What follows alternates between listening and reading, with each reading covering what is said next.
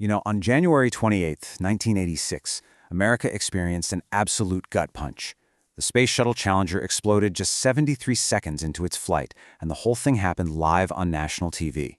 That night, President Reagan was supposed to give the State of the Union address, a huge political event, but he scrapped it. Instead, he sat down in the Oval Office and gave one of the most powerful speeches you'll ever hear. So how did he do it? How did he find the right words at a moment like that? Well, let's break it down, piece by piece, starting with the very first thing he said. Right out of the gate, with these incredibly simple words, he throws the script out the window. Think about it. He's immediately telling the entire country, forget politics, forget policy, none of that matters tonight. He's signaling that this isn't a normal evening. It's a moment of shared national crisis, and that simple act of changing plans, it makes everybody lean in and listen. And it sets this somber, urgent tone from the very first second. So where do you even begin when a nation is in shock? Before he can talk about heroes or the future or anything else, Reagan has to do one thing first: meet the country exactly where it is. And at that moment, it was in a state of profound grief. And just look at the language he uses. See those words? We share this pain, our country, a national loss. This is so important. He's not a president talking down to the people. He's a leader talking with the people. He's using these inclusive words to wrap his arms around the whole country and say, I'm with you. We're all in this together. He's validating that awful feeling that everyone had in the pit of their stomach.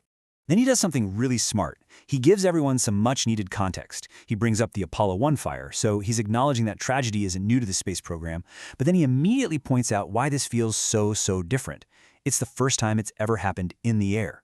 He also kind of gently suggests that maybe, just maybe, we'd all gotten a little complacent about space travel. Maybe we'd forgotten the sheer bravery it takes. This does two things. It validates why everyone is so shocked, and it starts to plant the seed that these astronauts were true heroes.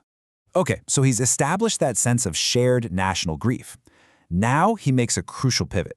He takes this huge abstract tragedy, a national loss, and he's about to make it deeply personal by focusing on the 7 people we lost. And this move is just brilliant, rhetorically speaking. A disaster on this scale can feel, overwhelming, almost like a statistic. By zooming in on the 7 individuals, Reagan builds this bridge of empathy. He's reminding all of us that this wasn't just a technical failure or a news headline. It was 7 human beings, 7 lives, 7 families. He says their names, one by one. He doesn't just call them the crew. He gives them their names back. Michael, Dick, Judith, Ronald, Ellison, Gregory, and Kristalla.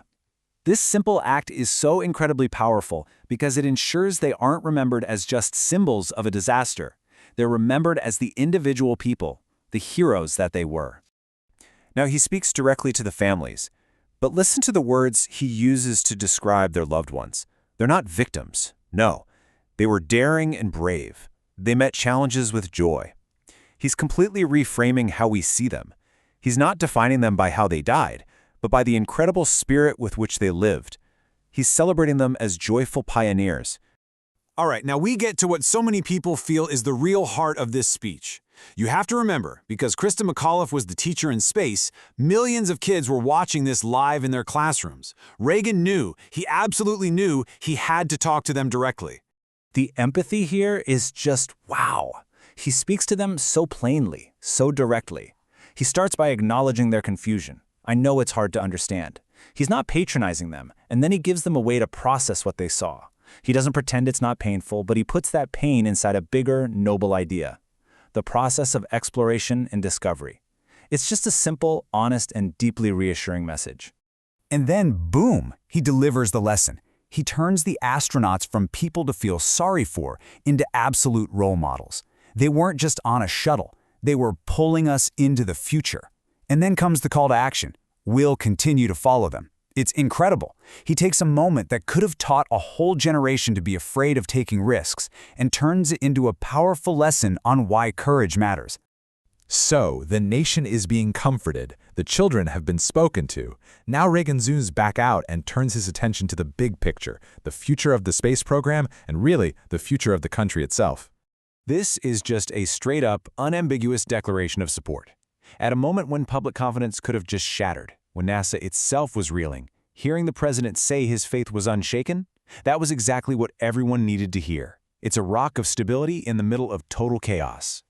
Now, this next part is fascinating. He takes the most traumatic part of this whole thing, the fact that it happened on live TV for everyone to see, and he flips it into a strength. He basically says, yeah, it was public, because that's who we are. We don't hide our failures. He connects the openness of the space program to the core American value of freedom. It's an amazing rhetorical jujitsu move that turns trauma into a source of pride. And there it is, the promise. This is him drawing a line in the sand and saying, we are not stopping. It's a definitive statement that America will not back down. It reassures everyone that the sacrifice of the Challenger crew wasn't for nothing, that the best way to honor them is to continue the mission they started. It's just a pure, powerful message of resilience. And now we get to the end of the speech, and he could have ended it on that note of resilience, but he doesn't. He goes somewhere else entirely, to a transcendent finale that lifts the memory of the crew into something like legend.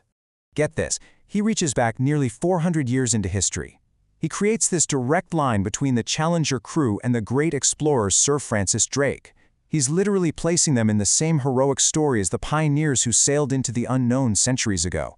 It frames them as part of this long, noble tradition of human exploration.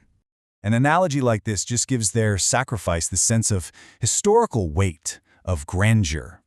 And that word, complete, it's so perfect. It doesn't mean finished or ended. It suggests a fulfillment of purpose. It gives them this timeless honor and transforms them from victims of a 20th century accident into legendary figures. For his very last words, Reagan doesn't use his own. He turns to a poem called High Flight, written by a pilot who died in World War II. And you can almost hear his voice get quieter here, more reverent, as he begins to paint this final, beautiful image for the nation.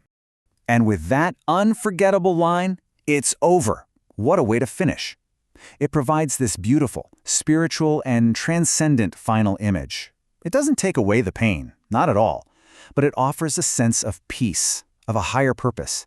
It leaves a grieving nation not with the memory of fire and smoke, but with the serene image of heroes reaching a divine, peaceful destination. Reagan's Challenger address is just a masterclass in empathy, in leadership, and in understanding the power of words. It shows how a carefully built message can guide an entire nation through its darkest hour.